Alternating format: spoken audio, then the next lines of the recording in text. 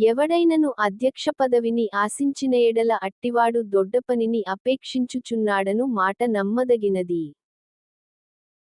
అధ్యక్షుడగువాడు నిందారహితుడును, ఏకపత్నీ పురుషుడును, మితానుభవుడును, స్వస్థబుద్ధిగలవాడును, మర్యాదస్థుడును, అతిథిప్రియుడును, బోధింపతగినవాడునై యుండి మద్యపానియు కొట్టువాడును కాక, సాత్వికుడును, జగడమాడనివాడును, ధనాపేక్షలేనివాడునై సంపూర్ణమాన్యత కలిగి తన పిల్లలను స్వాధీనపరచుకొనుచు, తన ఎంటివారిని బాగుగా ఏలువాడునై యుండవలెను.